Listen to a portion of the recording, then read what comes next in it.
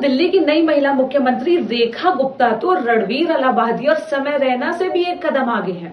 जी हां दोस्तों, जिस तरीके से रेखा गुप्ता ने पूर्व मुख्यमंत्री अरविंद केजरीवाल की मां के बारे में इतनी वाहियात, इतनी अश्लील और इतनी बेहुदा बात बोली है, जिसके सामने तो समय रैना और रणवीर अलाहाबादिया के चुटकुले भी बड़े ही कह सकते हैं छोटे नजर आएंगे। जी हां दोस्तों, मैं बात कर रही हूं रेखा गुप्ता के पुराने ट्वीट्स की। ये ट्वीट 4 अक्टूबर 2016 का है, जब रेखा गुप्ता केजरीवाल के लिए कहती है, केजरीवाल की मां के लिए कहती हैं कि केजरीवाल अपना जन्मदिन कभी नहीं मनाता।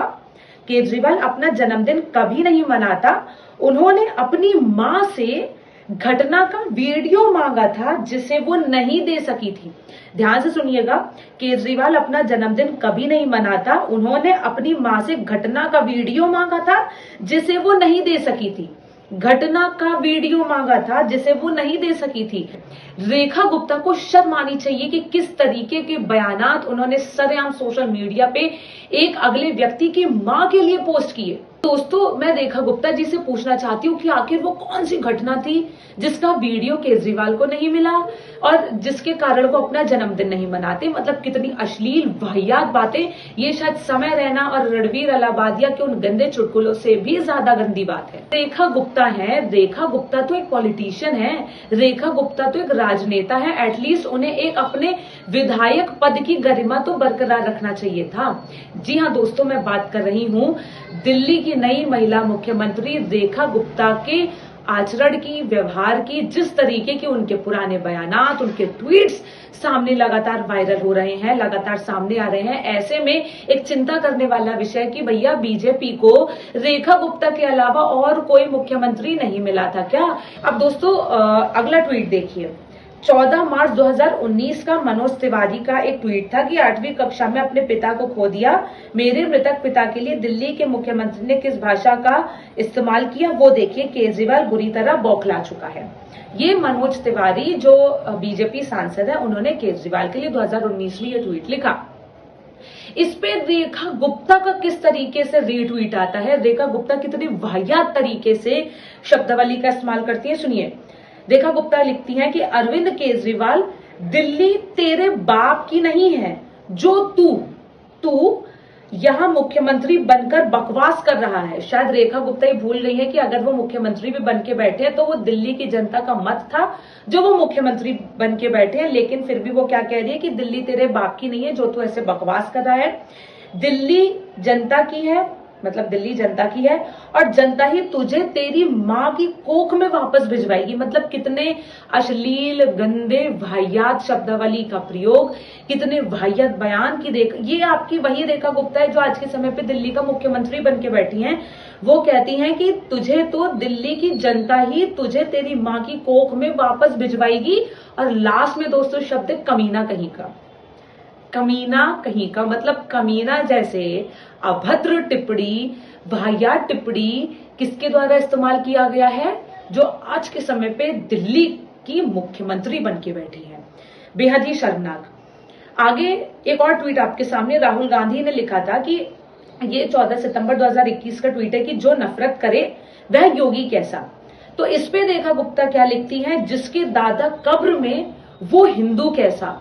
मतलब आप एक मरे हुए व्यक्ति को भी नहीं छोड़ रहे हैं। आप ओछापन देखें यहाँ पे कि जिसके दादा कब्र में वो हिंदू कैसा। आप सोच के देखिए कि ये वो शब्दावली है जो उस नेता के द्वारा इस्तेमाल की गई है जिसे बीजेपी ने मुख्यमंत्री बनाकर आगे भेज दिया है।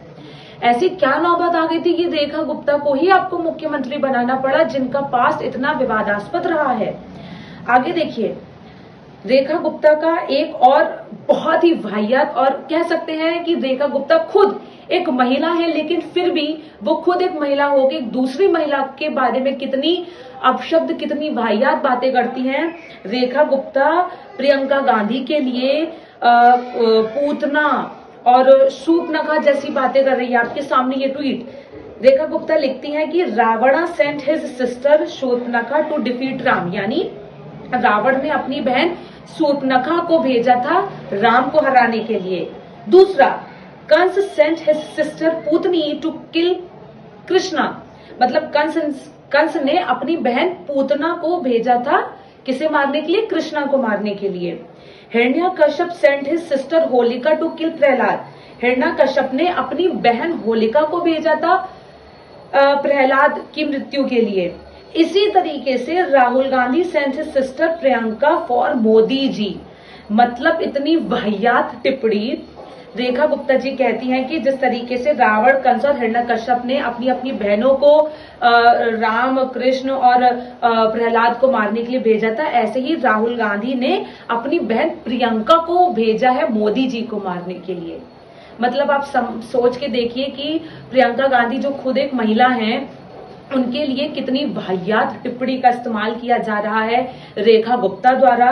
और कहीं ना कहीं एक और मैसेज जो पहुंचाना चाह रही है रेखा गुप्ता की, जो मोदी जी हैं उन्हें राम, कृष्ण और प्रहलाद भी बताया गया है। इतनी चाटुकारिता उस स्तर पे, और एक महिला, एक प्रियंका गांधी जो खुद एक महिला है, उनके लिए इतनी गंदी भाषा, इतनी अमर्यादित टिप्पणी का इस्तेमाल किया गया है। इतना ही नहीं, एक वीडियो लगातार रेखा गुप्ता जब से सीएम बनी है, एक वीडियो लगातार उनका वायरल हो रहा है आपकी स्क्रीन पर, ये वीडियो कि आप देखिए शब्दावली, ट्वीट्स एक माध्यम है कि किस तरीके का आपका व्यवहार है, किस तरीके से आपका डेकोरम है। लेकिन ये वीडियो देखिए, भाषा के साथ साथ इनका आचरण देखिए।